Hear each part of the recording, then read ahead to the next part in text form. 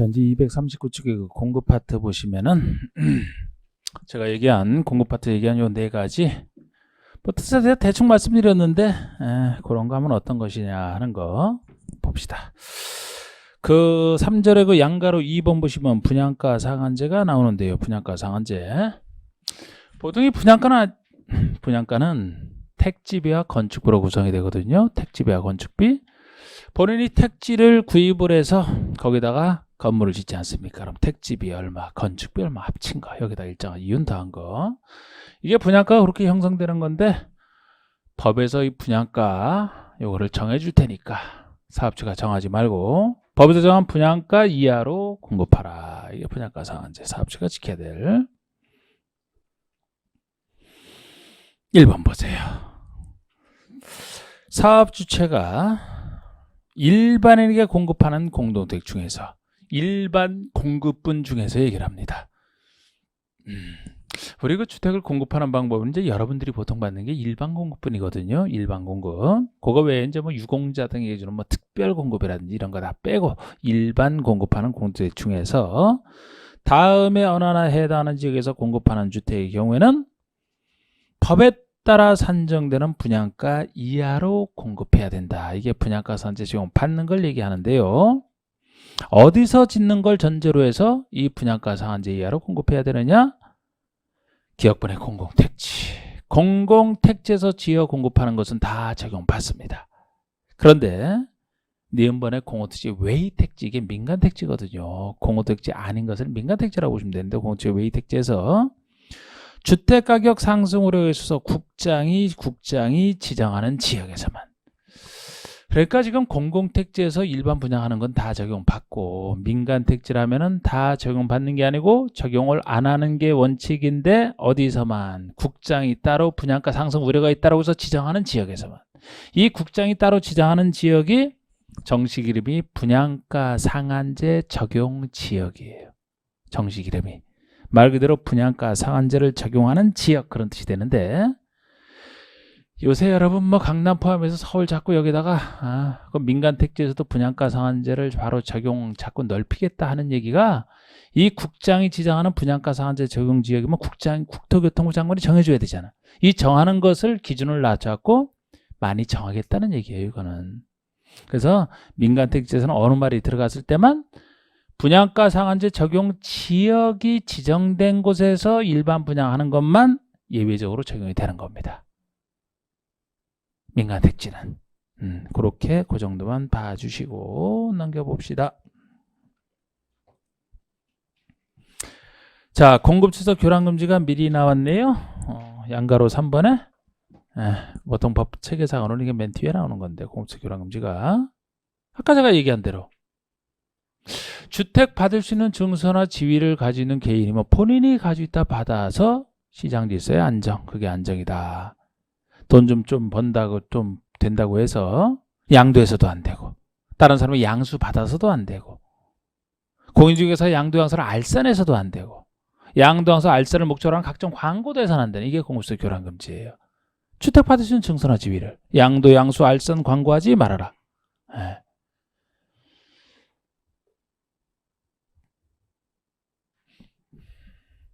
아까 주택 상환사채무는 나중에 주택 받는 증서에 들어가죠? 여기에 걸려서 양도 못하는 겁니다. 예를 들어서 주택 받는 것이라. 또 종합저축증서 있잖아. 입주자 종합저축증서, 주택 받은 증서랑 관련돼 있죠? 그런 것들이 여기 걸려서 양도, 양수 등이 안 되는 거예요. 이게. 그런 뜻으로만. 그래서 보통 보시면은 누구든지 이 법에 따라 건설 공급되는 주택을 공급받거나 공급받기 위해서 다음에 어느 하나 해당하는 증서지위, 그게 박스 이 동그라미 2번에 있는 박스, 주택을 받을 수 있는 증서지위로 보시면 돼요. 각종 주택을 받을 수 있는 증서지위를 양도, 양수, 여기서 금지하는 양도, 양수 개념이 괄호 속에 매매든 증여든, 유상으로 하는 매매든 무상으로 하는 증여든 권리 변동을 수반한 모든 행위를 포함하되 상속 저당만 제외해요. 상속으로 넘어가는 거, 저당으로 넘어가는 거, 요것만 여기서 제외된다는 얘기는 요거는 허용된다는 얘기고, 나머지 양도, 양수 또는 이를 알선하거나 광고로 해서는 아니 되며 이런 게 안 되는 행위로서 그냥 이 정도 보십니다. 뜻만. 그리고 양가로 4번에 저당권 설정 등의 제한이 나오는데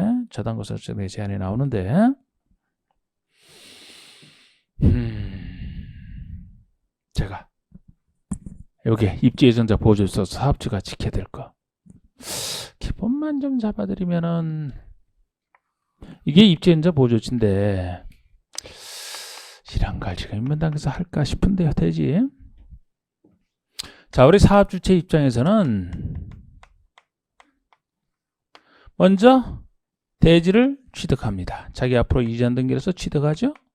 취득한 상태에서 사업 승인을 받습니다. 아까 우리 절차 기본 절차를 바탕으로 해서 여기에 필요한 것만 했을 거예요. 사업 승인 받고 나서 공사 시작해서 이제 공사를 하겠죠. 공사를 해서 이때 완공이 됐다 그러면 사용 검사를 받고 쓴다라고 했는데, 그럼 대지는 이때 취득을 했다면 완성된 주택은 완성한 사람이 원시 취득했기 때문에 사업주체가 원시 취득한 것에 대해서는 이제 보존 등기를 한다라고 배웠죠. 대지는 이전 등기에서 취득한 상태로 주택을 지었다는 보존 등기를 해서 가지고 있다가 사용검사 이후에 입주를 시키잖아요. 나중에 사용검사 이후에 사용할 수 있으니까 그때 입주 예정자가 잔금 다 내고 들어와서 나에게 등기 주세요. 그럼 사업주가 자기 앞으로 돼 있는 등기를 입주 예정자에게 등기를 해줘야 요 사람이 취득하게 되는데, 이 사람이 등기해주기 전에 이 사람 명의로 돼 있는 상태에서 아까 예정자를 해체할 수 있는 여기다가 자기 명의로 여기든 뭐 저당권을 설정한다, 용의권을 설정한다, 처분해서 소유권 넘겨준다, 이런 거 하지 말라는 거예요. 그럼 여기서 기본이 예정자를 보호하기 위해서 우리 사업주체라고 하면 언제부터 언제까지 그걸 못하게 하느냐, 이게 이제 기본 여기 보호랑 관련되어 있는 겁니다.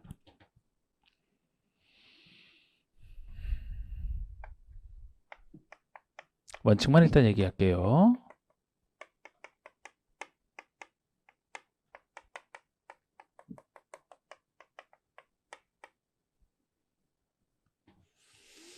우리 입주자를 모집할 때는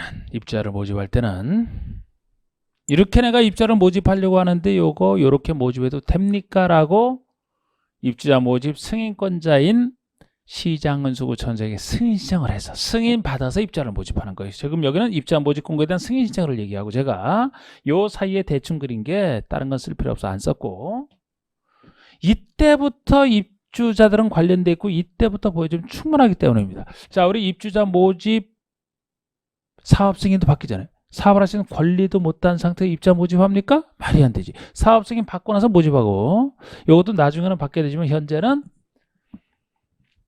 선분양 후 시공이 원칙이잖아. 이게 이제 선 시공하고 완성된 걸 분양하는 게 상식적으로 맞는데 우리나라는 선분양 후 시공이잖아. 그래서 사업 승인과 사업 승인권 딸 때와 공사 완료되기 중간쯤에 이제 입주자 모집 승인처는 들어가게 돼 있거든요. 그래서 대충 이 중간쯤에 그려놓은 거예요. 이때부터 보호를, 이전에는 보호할 필요가 없어요. 입주자를 보호하기 위한 대책이라니까요.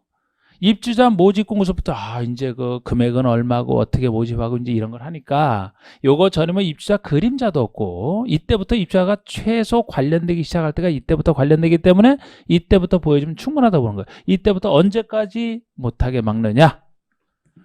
사용검사 이후에 입주를 시키죠. 사용할 수 있으니까. 입주 가능일. 사업체가 입주 예정자에게 당신은 언제부터 입주할 수 있다. 입주 가능일을 요거 다음에 그냥 그려놨습니다. 제가. 입주할 수 있는 때면은 바로 이게 뭐예요? 잔금을 지급할 수 있는 때가 되거든. 입주하신 때로부터 이제 잔금을 지급하고, 실제 가서 잔금 지급하고 등기에 필요한 서류를 받아서 등기 신청하잖아요.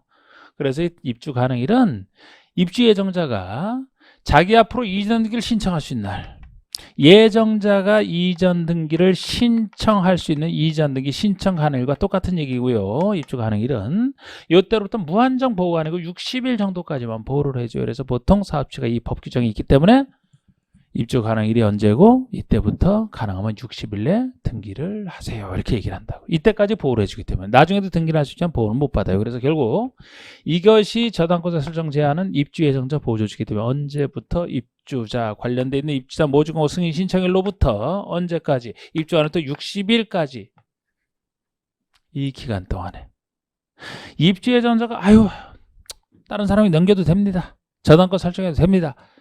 이렇게 동의해주면 상관없죠. 예정자가 동의를 했으니까. 입주 예정자 동의 없이 예정자를 해줄 수 있는 각종 저당권을 이때부터 이때까지 설정 못한다. 이게 기본적인 틀이에요. 이걸 바탕으로 해서 이제 예외를 진행하는 겁니다. 그래서 양가로 4번의 사업주체는 양가로 4번 보세요. 사업주체는 주택건설 사업에서 건설된 주택 및 대지에 대해서는 입주자 모집공고 승인 신청일로부터 입주 예정자가 그 주택 대지의 소유권 이전 등기를 신청할 수 있는 날, 이전 등기를 신청할 수 있는 날이 입주 가능일이고 이날 이후 60일까지 기간 동안 입주 예정자의 동의 없이 예정자가 동의해주면 상관없어요. 입주 예정자의 동의 없이 다음에 어느 하나에 해당하는 행위를 해서는 안 된다. 어떤 행위를 해서는 안 되느냐? 박스에 1번 저당권이나 가등기 담보거든 담보물권을 설정하든지 2번처럼 전세권, 지상권 등 일정한 용의권을 설정하든지 아니면 3번의 주택 대지를 매매층에다 hom으로 처분하는 거 이런 거 안 된다는 겁니다. 이런 거 안 된다는 거예요. 자, 지금 요거 대충 말씀드렸고 요거 대충 말씀드렸고 요것도 대충 말씀드린 이제 이 분양권 전매 제한이 여기서 이제 그다음에 남아 있는 게 분양권 전매 제한이 이게 특히 투기를 막혀서 나온 제도인데 여러분 투기 과열지구 이런 말 들어보셨어요? 투기 과열지구? 요새 또 뭐 정부 대책에서 그 부동산 대출과 관련해서 투기 지역 또는 투기 과열지구를 전제로 해서 일정한 또 대출을 통제하고 있죠, 그죠? 15억 이상인가 뭐 그런 것에 대해서. 투기지역은 뭐 세법상 중과세와 관련해서 나온 게 투기지역이고 분양권 전매를 맡겨놓은 공급상 제도가 투기과열지구 다른 얘기예요. 말 그대로 투기과열지구라면은 이 분양권 전매 제한을 하기 위해서 나온 기본적인 제도입니다. 다른 것도 있지만 최초로 분양권 전매 제한을 하기 위해서 나온 게 투기과열지구예요. 그러니까 투기과열지구 나오기 전에는 분양권을 전전매하는 게 그냥 가능했었어요. 그런데 워낙 투기가 과열되어 있는 투기 과열지구다 보니까 과열된 투기를 막기 위해서 어떤 식으로 막을 것이냐. 자유롭게 전매하던 분양권을 일정 기간 동안 아예 전매하지 말아라. 이 방법으로 통제한 게 분양권 전매 제한 최초 제도가 투기 과열지구입니다. 최후에 나온 것은 조정대상지역이라고 있고 조정대상지역. 과열지역이 됐든 반대로 위축지역이 됐든 조정할 필요가 있어서 조정대상지역은 역시 여기랑 관련돼 있어요. 최근에 나온 것 중에서는. 그래서 공입원의 투기과열지구가 나오는데 이것이 바로 분양권 전매 제한과 관련이 있어서 누가 지정하는지가 먼저 나와 있는데 있어요. 이게 그냥 말뜻 투기과열지구다. 투기가 과열되는 지구다. 분양권 전매 제한에서 나왔구나. 넘겨보세요. 양거리 이번에 조정대상 지역이 있죠? 양거리 이번에 조정대상 지역. 말 그대로 조정 대상이 되는 지역, 조정 대상이 되는 지역. 투기과열지구는 그 전부터 있었고, 요거는 뭐 가장 최근에 새로 만든 게 조정 대상 지역이라 조정 대상이 되는. 자, 어느 곳은 너무 투기가 과열돼 있어요. 그럼 너무 과열돼 있으니까 적정 수준으로 냉각을 시켜야 되죠? 너무 과열돼 있으니까 조정을 하겠다. 반대로 너무 위축이 돼 있어요. 거래가 너무 위축돼 있어. 거래가 안 돼. 거래가 안 돼. 거래가 너무 많아서 문제되는 게 투기 과열이고 반대로 너무 위축돼 있어요. 위축돼 있어도 문제거든요. 거래가 너무 이루어지지 않으니까. 이것도 적정 수준으로 조정할 필요가 있어요. 그래서 조정 대상 지역은 조정 대상이 되니까 너무 과열돼 있거나 반대로 너무 위축돼 있거나 이 두 가지로 나눠지는 거예요. 여기서 투기 과열지구랑 비슷한 효과를 내는 즉 분양권 전매 제한을 통해서 투기를 막고자 나온 것이 조정 대상 지역 중에서는 과열 지역이 되겠어요? 위축 지역이 되겠어요? 과열지역이겠죠. 과열돼 있으니까 분양권 전매 제한을 통해서 막겠다는 것이. 그래서 투기 과열지랑 비슷한 것이 조정 대상 지역 중에서는 과열 지역이 되는 거예요. 과열 지역이 미측 지역이 아니고. 그래서 양가로 이번에 조정 대상 지역은 국장이 지정하는데 국장이 조정 대상지역으로 지정할 수 있다. 지정 기준 보시면 기역번의 과열 지역, 니은번의 위축 지역 이렇게 나눠져 있잖아요. 과열 지역이냐 위축 지역 이렇게 나눠져 있습니다. 이게 조정 대상 지역이에요.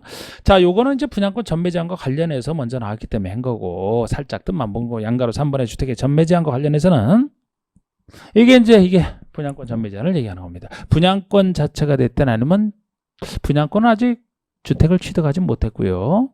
취득한 주택 자체도 일정 기간 전매 제한 받는 게 있어요. 그래서 양가로 3번의 1번 사업주체가 건설 공급하는 주택이 됐든 주택 자체가 됐든 아니면 주택의 입자로 선정된 지위, 이 선정된 지위가 이게 분양권이란 말이에요. 주택이나 이 분양권을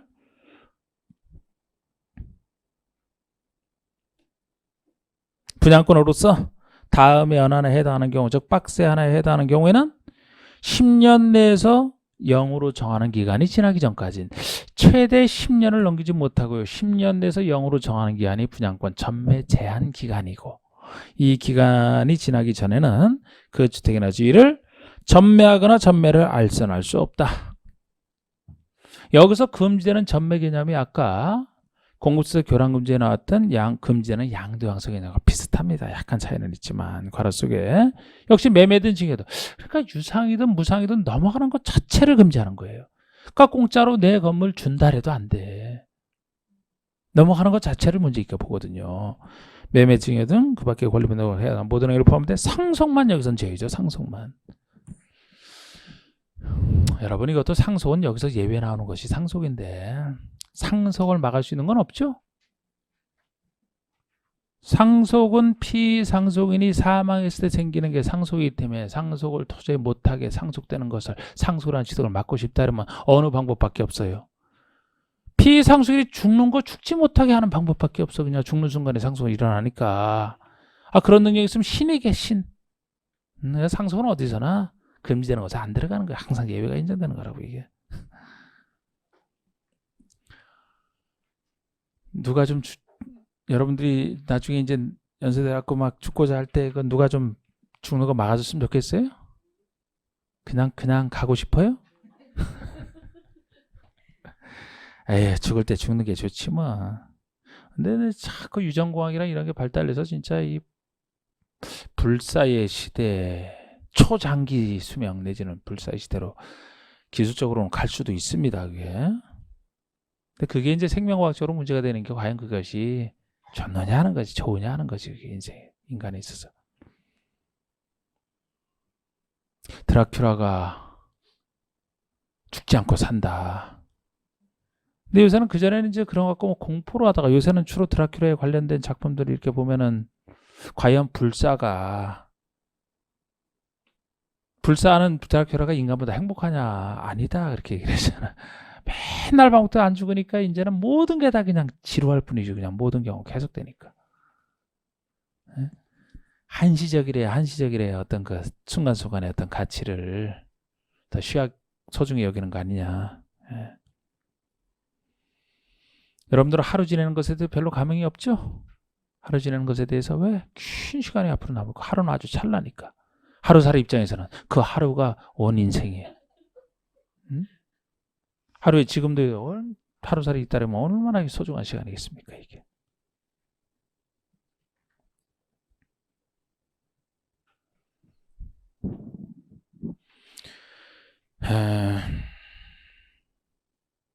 그래서 지금 어디에서 분양권 전매 제한을 받느냐? 박스 1번 투기과열지구에서, 2번 조정대상 지역에서, 3번 분양가 상한제 3사.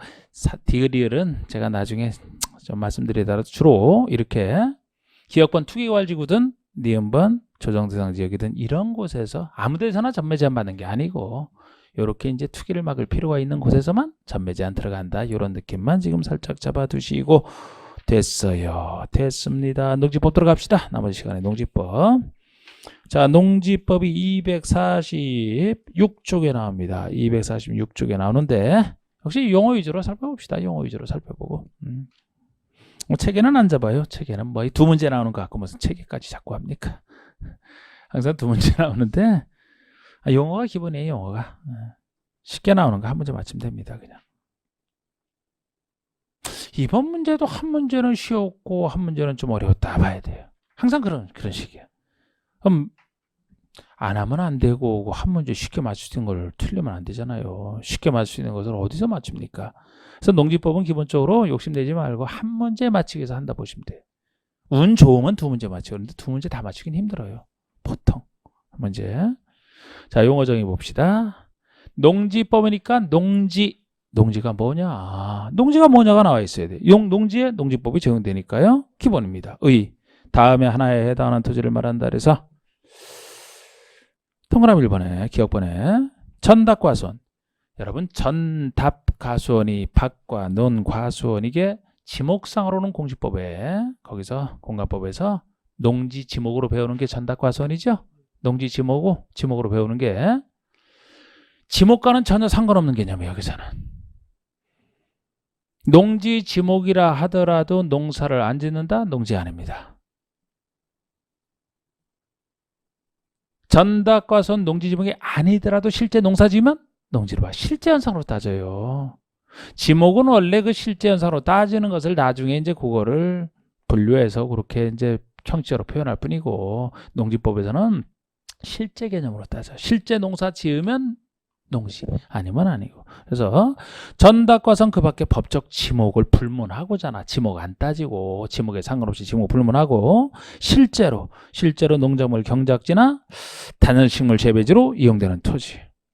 실제로 농작물을 경작하는 땅, 농사 짓는 땅 실제로. 아니면 꼭 농작물이 아니더라도 단연식물 재배지라고 해서 뭐 2년 이상의 식용, 약용으로 이용되는 식물이 있어요. 예를 들어 인삼 같은 거. 약용으로 이용되는 2년 이상 이용되는 경작하는 그게 다 농지입니다. 농작물 경작이나 단연성 식물 재배지로 이용되는 토지 다 농지로 보는데 지목과 상관없이 또 이 농사 짓는 이 땅 자체뿐만 아니고 거기에 관련된 땅도 당연히 농지에 들어가요. 관련된 땅이 니은번입니다. 예를 들어서 농지의 계량시설 아니면 그 농지에 설치하는 농축산물 생산시설 부지도 농지에 다 들어가요. 예를 들어 농지의 계량시설 부지? 농사 짓는데 예를 들어 기본적인 계량시설이면은 그 수로가 있어야 되죠? 그래야 수로를 통해서 물이 들어가지. 논 같은 거. 그런 거 여기 뭐 논두렁 포함해서 그 수로 부지 여기 다 들어가는 거예요. 농지 계량시설 관련돼 있지 않습니까? 아니면 농축산물 생산시설 부지도 농지에 들어가요. 농산물 축산물 생산시설 부지. 농산물 생산시설이면 비닐하우스 같은 거 있잖아. 비닐하우스나 고정식 온실 같은 거. 그 시설을 설치하지만 농사짓기 위한 시설이죠. 농산물 생산시설이잖아요. 아니면 축산물 생산시설 부지, 축사부지도 들어가요. 그래서 농사 자체를 짓는 것뿐만 아니고 농지에 축사를 지었다. 그러면 거기서는 소돼지 키우려고 하는 거죠. 그것도 농지에 들어간단 말이에요. 축산물 생산시설 부지로서. 그래서 이 농지에서 농사 짓는 사람을 농업인이라고 하는데 축산업에 관련된 사람도 농업인에 같이 들어갑니다. 그래서 그러니까 옛날에는 그 축협 이런 게 따로 있었던 지금은 농협이랑 축협이랑 다 합쳐져 있잖아요. 축사부지도 다 농지에 들어가요. 그래서 농지에다가 건물 짓지 못하지. 왜? 농지는 농사 이 용도대로 써야 되니까. 그래서 농지에다 건물 지으려면 농지 아닌 상태로 만들어 놓고 건물을 져야 돼요. 나중에 농지 전용이라고 합니다. 그게 좀 이따. 그런데 축사부지라면 일반 건물이 아니죠. 농지에 포함되는 것이니까 만약에 농지에다가 비닐하우스라든지 축사를 짓는다 그러면 농지인 상태에서 지면 돼. 농지에 들어가기 때문에. 자, 동그라미 2번 농지에서 제외되는 것도 합니다. 다음에 토지는 농지에서 제외된다. 농지에서 제외되는 것 원래 농지에는 농지법 적용돼. 농지에서 제외되는 건 농지법이 적용 안 되고 세 가지 따로 있습니다. 이것도 기본에 들어가죠. 자, 기억번에 지목이 전답과수원이 아닌 토지로서 농작물 경작지나 단식물 재배지로 계속 이용되는 게 아닌 3년 미만인 거. 3년 미만인 거. 농사 지어도 농지 아니다. 여러분 그러니까 지금 제가 농지 지목과 상관없이 실제 농사 지으면 농지라고 했죠? 자, 그런데 농지 지목과 아닌 것의 차이가 뭐냐? 농지 지목이라면 즉 전답과선으로 이무 지목이 돼 있으면은 농사 안 지으면 농지 아니라니까요. 근데 농사를 짓는다면 기한과 상관없이 농지로 보겠다는 거예요. 원래 그건 농지 지목이니까 농사를 짓는다라면 안 지으면 농지 아니지만 근데 전답과선이 아닌 토지라면 예를 들어 지목이 되다. 되는 농사 지을 땅이 아니죠, 그죠? 건물 지을 땅이잖아요, 지목상. 근데 지목이 돼 있는데 실제 농사를 짓는다라면 이건 농지에 포함이 된다 그랬죠? 아예 아까 실제 현상으로 따진다 그랬잖아. 포함이 되는데 적어도 농지 지목이 아니다 보니까 농지 지목이 아닌 땅이면 전답과선 아닌 땅이면 3년 이상 농사 지어야 농지로 보겠다는 거예요. 지금 뭐를 빼겠다는 거예요? 전답과선이 아닌 땅이라면 3년 미만의 경작에 이용되는 3년 미만이면 농지 아니다 하는 거잖아요. 그러니까 전답과선이 아닌 땅도 실제 농사면 농지는 되는데 최소 몇 년 이상 3년 이상 농사 지어야 농지로 보죠. 3년 미만 2년까지만 농사 짓고 말았다는 농지로 안 보겠다는 거예요. 이게 전답과선과 아닌 것의 차이입니다.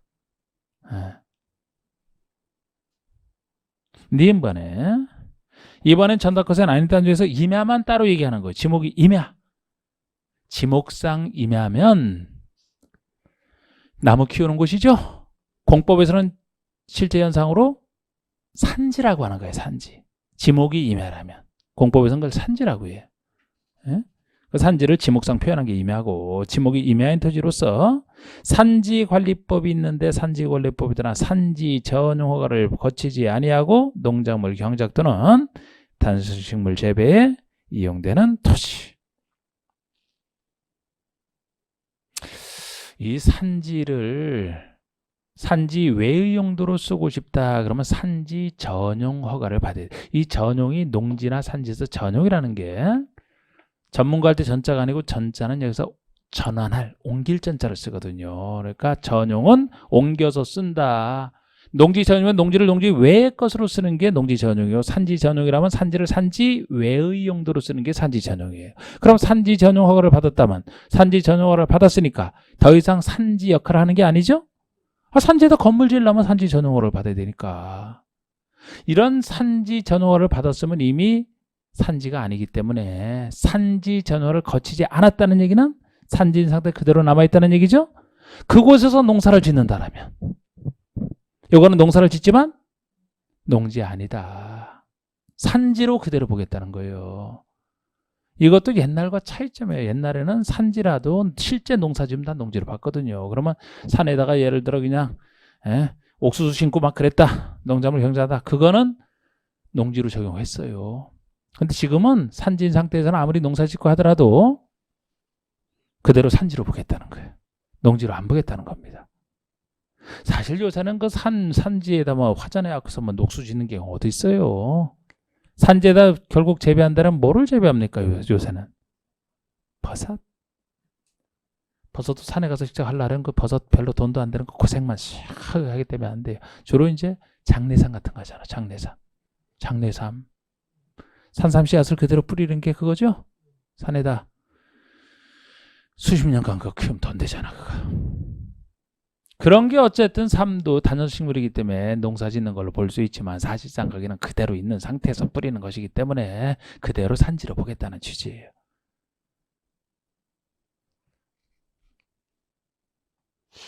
그러니까 표정이 약간 멍한 표정이십니까? 아니 원래 실제 농사 지으면 농지인데 농사에서 제외되는 거 세 가지를 보자 이거예요. 전답과선이 아닌 농지라면 3년 미만이면 짧게 농사 짓는 건 농지 아니다. 임야인 상태에서 임야인 상태 그대로 농사 지어도 임야로 봐야 되지 농지 아니다. 또 하나 초지법상 초지. 농지 아니다. 여러분 초지라면은 풀을 목초지가 재배하는 땅 아닙니까? 목장 같은데 재배하는 땅? 그러니까 하여튼 목장을 쓰든 아니든 하여튼 초지 재배하는 거 뭐 목장으로 쓰든 아니면 그 풀만 가지고서 그 사료용으로 쓰든 뭐 상관없어요. 상상하시든지 그렇게. 그럼 이것도 원래 재배하는 곳이라 원래 농지에 들어갈 것 같은데 여기는 농지법 대신에 특별법인 초지법에서 따로 다르단 말이야. 초지만큼은. 초지법이 따로 지니까 농지법 적용할 이유가 없잖아요. 그래서 빼는 거라고 이게. 그래서 농지냐 아니냐가 기본이고 이번엔 또 기본 중에 하나가 농업인이에요. 농업인. 이것도 숫자가 또 한참 나오네. 또 농업인. 자, 근데 이것도 기본 중에 기본이에요. 합니다. 그래서 자, 우리 농업이 종사는 개인으로서 다음에 해당하는 자를 말한다. 농업하는 사람도 농업법인도 있고 농업인 개인도 있는데 이건 농업인 개인이에요. 다음에 어느 하나에 해당하는 자가 농업인, 어느 하나만 농업인이 되는데 이것도 뭐 많이 나왔던 거예요. 1번 1000제곱미터 이상의 농지에서 농작물 단수식물을 경작 재배하거나 또는 1년 중 90일 이상 농업에 종사하는 자. 어느 것 하나이기 때문에 만약에 농지 면적 기준으로 어느 정도 땅에서 농사진 사람이 농업인이라 했을 때는 면적 1000제곱미터 이상. 면적 1000제곱미터 우리 평수로 딱 300평을 얘기해요. 평수로 300평을 얘기한다고. 1000제곱미터. 그러니까 여러분 농지 면적에서 농사짓는 농업인이 되려면 소꿉장난 하듯이 해서는 안 된다는 거죠. 그죠? 어느 정도 기본 땅은 있어야 된다는 거예요. 1000 이상. 여러분 주말 체험 영농하는 거 들어봤죠? 주말마다 애들 데리고 손잡고 나가서 체험 영농하는 거 취명 수준이어야 되기 때문에 그게 1000 미만이에요. 소유할 수 있는 게. 300평만 해도 충분히 남아. 엄청 많은 거예요. 한도가 1000 미만입니다. 만약에 그게 300평은 1000 이상 된다면 농업인이 된다니까. 농업인이. 취미 수준이 아니고 자기 농업 경영에서 먹고 살 농업인이 된다니까요. 그게 주말 체험농이 1000 미만이라는 얘기는 들어보셨어요? 이건 들어보셨구나. 그럼 이건 생각하기 좋죠. 그게 취미 영농 수준이 1000 미만이라면 적어도 자기 경영을 할, 자기 농업 경영을 할 농업인이라면 취미 수준은 벗어나야 된다? 1000 이상. 그런데 농업인이 1000 이상 꼭 농지에서 농사를 지어야만 되느냐? 그럼 농지 없는 사람은 그러면 아무리 농사 지어도 자기 농사 지을 땅 없으니까 농사번이 안 되느냐? 그래서 1년 중 90일 이상이 나오는 거예요. 면적으로 따질 때는 1000 이상 해당되면은 뭐 농사짓는 일수와 상관없이 농업인이 되고 그런 땅이 없어도 1년 중 90일 이상 농업에 종사하면 1년 중 90일 이상. 왜 이건 또 90일이냐? 약 3개월이면 보통 농사는 진다고 보는 거예요. 이건 느낌 잡을 수밖에 없어요. 농사 안 져봤죠? 취미영농을 해보신 분은 그래도 대충 하실 거 아닙니까? 취미영농 해보셨다라면. 땅만 사놓고 안 해봤어요? 농사 짓는 거 재밌는데 왜? 시간만 되면 참 농사 짓고 싶은데. 싫어요? 농사 안 지어봤다며. 부모님은 얼마나 즐거우니까 그거 하시는 건데. 여러분 저 씨를 뿌려갖고 생명 나고 생명을 키우고 그저 수확하고 이게 얼마나 재미있는데 보람 있고. 근데 이제 이게 돈이 안 되니까 그걸 삶의 수단으로 삼으면 고단스럽다는 거지 그게. 근데 취미 수준으로 하면 굉장히 보람 있고 그 파릇파릇한 싹이 다 돋아오면서 커가면 얼마나 신기한데 이게. 안 해본 사람은 알지도 못해요. 좋은 음식 못 드신 분은 그 맛을 모르듯이. 상추 하나만 심어두고 비료 안 주고 상추했을 때 그 상추 향기가 완전히 다른데요. 그것만 된장에 싸 먹어도 그냥 식사 다 돼. 다른 반찬 없어도. 자 됐구나. 난 저는 농사 지고 싶은데.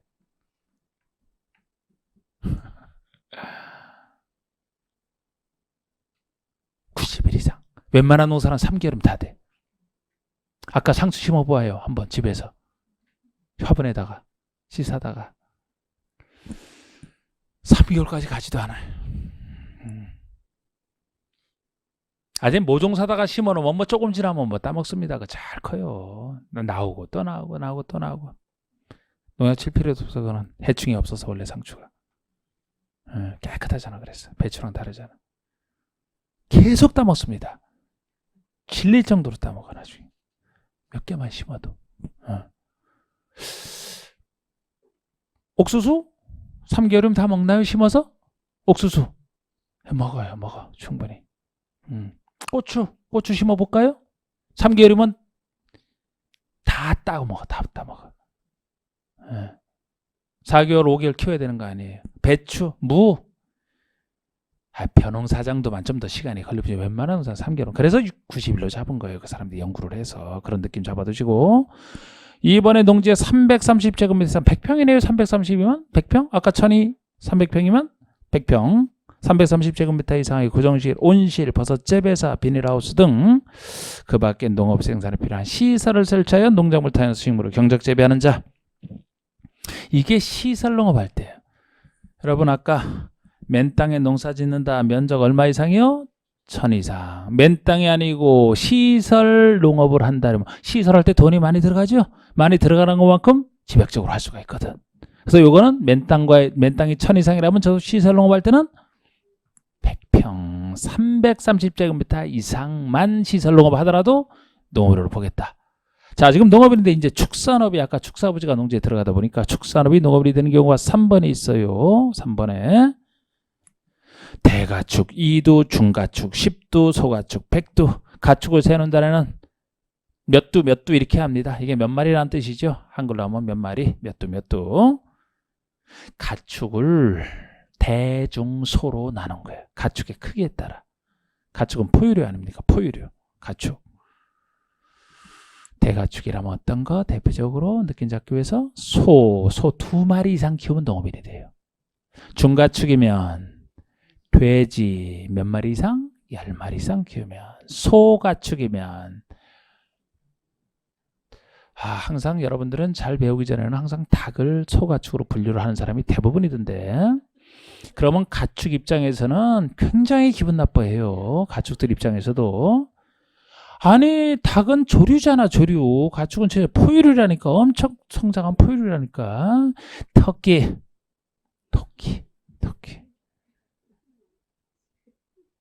귀여운 토끼 봤어요? 안 길러봤죠? 다 해봤어요 저는. 그냥 넣으면은 지네들이 알아커. 먹이만 갖다 지네들이 땅 파고 돌아서 그 토끼굴 만들어서 하잖아.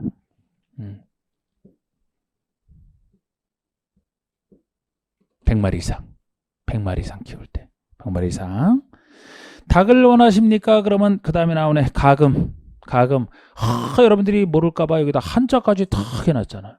집가자에다가 금자가 세금자예요. 집에서 세금자. 금수할 때, 짐승을 얘기해. 금수할 때 날짐승 금, 들짐승 수 그러잖아. 그러니까 집에서 키우는 날짐승. 집에서 그런 날짐승 뭐 있어요? 닭, 오리, 꿩 이런 것들. 이게 다 가금이죠. 가금을 셀 때는 몇 수 그럽니다. 한자로 1000수 이상. 1000수 이상? 1000마리 이상? 많아요. 얼마 안 되는 거야. 먹고 살기, 닭 키워서 먹고 살려면 1000마리 이상은 돼야 되지 뭐. 100마리 갖고서 먹고 살 수 있어요? 100마리에서 애들이 맨날 계란 난다 해도 그거 팔아서 뭐 어떻게 하냐고. 그게 사료 많이 들고. 1000마리 이상. 닭이 1000마리 클 수 있는 공간이 얼마 되지도 않아요. 여러분들 책 펼치고 있죠? 닭 2마리가 사는데 여기가. 사람이 이렇게 무서워요. 책 펼쳐놓으면 양쪽에서 한 마리씩 2마리가 살 공간이에요. 그게 1000마리 얼마 안 돼. 움직이지도 못해요. 살 빠진다고. 인간이 잔인한 부분이 있다니까. 그 다음에 꿀벌 10군 이상. 꿀벌은 곤충이잖아. 곤충인데 무리군자를 써요. 10군이면 10무리. 꿀벌은 여왕벌 중심으로 해서 한 무리를 이루고 있죠. 한 통에 여왕벌 하나씩 있죠. 둘이 있을 수 없잖아. 꿀벌 10통 이상 이렇게 생각하시면 돼요. 또는 1년 중 120일 이상 축산업에 종사하는 자. 아까 농업에 종사할 때는 90일 이상, 축산업은 약간 좀 더 긴 약 4개월 120일 이상. 근데 요거 할 때가 숫자가 제일 많이 나오는데, 요거를 가축을 축산업에 관련된 것을 IQ 순서대로 놓고, IQ 순서대로 가축이 포유류니까 제일 IQ 높죠? 그 다음에 조류가 나오죠? 꿀벌은 곤충이잖아. 그러니까 제일 떨어지겠지. 이렇게 놓고 순서 해놓고 처음만 이제 시작하는 거 이제 시작한다. 이제 축산업 시작한다. 이 말이고 나머지는 다 10이랑 관련돼 있어서 보세요. 대가축 이제 시작했어. 두 마리. 중가축 대중소 가금 꿀벌 이 IQ 순서로 놓고 나서 대가축 2마리 중가축 10부터 출발해서 이제 올라가는 거야. 하나씩 10이랑 관련돼 있어요. 그 다음에 소가축이 100 10 100 가금 1000 하나씩 올라서 10 100 1000 넘어 올라갔죠. 너무 올라가서 다시 아이고 너무 올라갔네 하고 원점으로 다시 돌아간 거야. 꿀벌 10군 이상 10 100 1000 올라가다 10으로 다시 돌아왔잖아. 1년으로 따지면 120일 이상 한 달에 10일 축산업에 종사하는 걸 이제 할 때 두 마리만 따로 생각하시고 나머지 다 10이랑 관련돼 있다 그랬잖아요. 1년이면 12개월이니까 120일은 어떻게 됐느냐. 한 달에 11꼴에서 10 관련돼 있어서 1년 중 120일이란 종사하면 축산업이다. 그 아래도 그렇게 보세요. 농업 경영을 통한 농산물의 연간 판매액이 120만 원 이상. 아주 웃긴 규정이지. 자기의 농업 경영을 통한 농산물의 연간 판매액이 비록 자기 경영에 의한 것으로만 따지지만 1년 동안의 연간 수익액도 아니고 판매액이 최소 얼마 이상? 이것도 10이랑 관련돼 있네요. 한 달에 10만 원꼴 아닙니까? 12개월이니까 120만 원 이상. 참 작죠, 그죠? 근데 이런 식으로 해서 자꾸 반복해서 기억해 두실 수밖에 없어요. 그 옆에 농업법인이 있네요. 동그라미 이번에 옆에 조그만 옆 칸에 농업법인이 이제 그 아랫줄 영농조합법인과 농업회사법인, 영농조합법인과 농업회사법인을 합쳐서 농업법인이라고 해서 개인과 구별이 됩니다. 그리고 다시 옆에 양가로 3번의 농업경영은 농업을 경영하는 거. 농업인이 됐든 농업법인이 됐든 농업이나 농업법인이 자기 계산과 책임으로 농업을 영위하는 것을 농업을 경영한다래요. 자기 땅이든 소유 땅이든 남의 땅을 빌려하든 자기 계산과 자기 책임으로 하는 것을 농업 경영한다라고 얘기를 합니다. 거기서 여기 또 안 나왔지만 자경도 그 옆에 페이지 또 옆에 칸에 있네. 아니 이런 게 다 똑같은 용어인데 왜 여기 한꺼번에 다 안 써놓고 그렇게 옆에다 따로 좋게 놨는지. 순서대로만. 자경은 아까 경영이 자기 계산과 책임으로 하는 게 경영이라면 자경은 스스로 자체가 붙어요. 스스로 경작하는 게 자경이잖아. 그래서 우리 역사서에서 뭐 자경농 할 때 그 자경을 얘기하는데 이거는 최소 자기 땅에서 스스로 경영하는 것을 자경이라고 합니다. 남의 땅 빌려서 하는 건 남의 땅에서 하는 것을 자경한다고 얘기를 안 해요. 그래서 자경농이 어느 정도 되느냐에 따라 그 국가가 얼마나 건강한지를 역사적으로 판단하지 않았습니까? 자경. 농업인이 그 소유 농지에서 자기 소유 농지에서 농작물을 경작 또는 단식물을 재배하거나 농작업에 농작업을 한다면 반 이상을 2분의 1 이상을 자기 노동력으로 경작 재배하는 것과 농업법인이 역시 그 소유 농지에서 농사 짓는 것을 자경이라고 해서 농업 경영보다는 자경의 개념이 조금 좁은 개념이에요. 자기 소유 농지에서만 스스로 한다는 점에서. 그리고 양가로 4번의 농지 전용이 나오죠. 농지 전용. 이게 글쎄 농지 전용이 옮길 전환할 전자를 쓰기 때문에 한자가 우리 전용주거 전용공업 할 때 그 전용과는 한자가 달라요. 농지나 산지를 전용한다면 여기 농지 전용? 농지를 농지 외의 것을 쓰는 거. 농지를 농작물 경작이나 탄식물 재배 등 농업 생산 또는 농지 개량 외의 용도로 쓰는 것을 농지 전용이라고 합니다. 그래서 농지에 건물 짓고 싶다 하면 농지 전용을 한 다음에 건물 지을 수 있는 거예요. 농지인 상태에서 못 지으니까. 그래서 이제 전용 허가 등 이런 거를 배우게 됩니다. 지금 용어로 이렇게 말씀드렸는데 뭐 농지 소유 파트나 넘겨보세요. 뭐 여기서 제가 용어에서 따로 말씀드릴 거는 지금 파트에서는 별로 없는 것 같고 예를 들어 251쪽에 251쪽에 농업진흥지역이 나오잖아요. 농업진흥지역. 요것이 농지법에서는 이제 농업진흥지역이라는 용어가 나오는데 이 말이 농업을 진흥할 지역. 우리 국계법에서 이 농지법에서 농업진흥지역이 지정돼 있으면 여기에 대해서는 용도지역상 농림지역을 지정하라 해서 나왔던 용어가 요겁니다. 그러니까 농업을 진흥할 지역이니까 이 지정된 땅에서는 뭐를 잘해야 돼요? 농사만 잘 지으라는 거예요. 농지 전용 같은 거 잘 허용이 되겠어요? 안 되겠어요? 안 될 땅이에요. 안 될 땅이에요. 농사만 잘 지어야 되니까. 그럼 농업진흥지역은 여러분들이 사고 싶어요? 안 사고 싶어요? 안 사고 싶어야 정상이죠? 값은 싸지만 농사만 잘 지어야 되니까. 이게 옛날에 절대농지 후신이란 말이에요. 이게 농업진흥지역 외의 농지라야 농사 덜 지어도 되기 때문에 전용에는 유리한 겁니다. 그게. 그래서 시도사가 농지를 효율적으로 이용하고 보존하기 위해서 농업진흥지역을 지정한다. 농지를 효율적으로 농사 잘 짓기 위해서 하는 것이라. 넘겨보세요. 농업진흥지역 구분이 양가로 2번에 박스에 둘로 나눠져 있습니다. 농업진흥지역이라는 말 속에 두 가지 구역으로 나눠지는데 농업진흥구역과 보호구역으로 나눠지잖아. 그러니까 농업진흥지역 속에서도 농업진흥구역은 그야말로 농업을 진흥할 구역. 핵심 농지가 돼요. 이게 농사짓기 좋은 농지가 되고, 농업보호구역은 무엇을 보호하겠다 그러니까 농업을 보호하겠다 이렇게 얘기를 하잖아. 농업진흥구역을 보호하겠다는 게 보호구역이에요. 마치 농업진흥지역이라는 하나의 계란 속에서 노른자이가 보호를 받아야 되고 흰자이가 노른자를 보호해주는 역할이죠. 계란을 농업진흥지역으로 비유를 하면 진흥지역 속에 노른자에 해당되는 게 농업진흥구역이고, 진흥구역을 보호하는 흰자에 해당되는 게 보호구역이에요.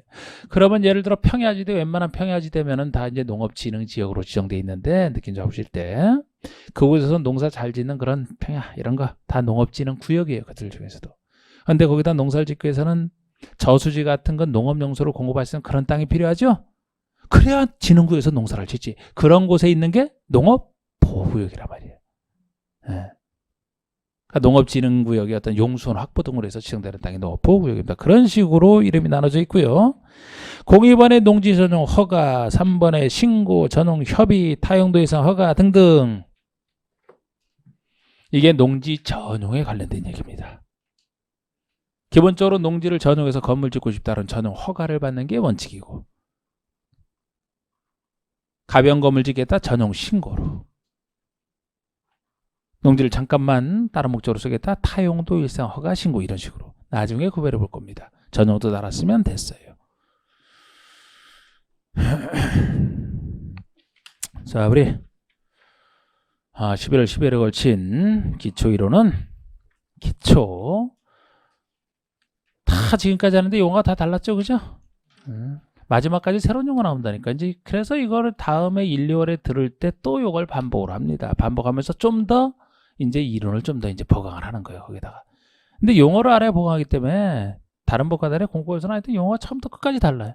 그래서 주로 용어 위주로 말씀을 드렸고, 이 용어도 자꾸 몇 번 반복이 돼야 기억이 날 것이고, 그걸 바탕으로 해서 좀 더 이제 조금씩 더 넓혀갈 겁니다, 이제. 네.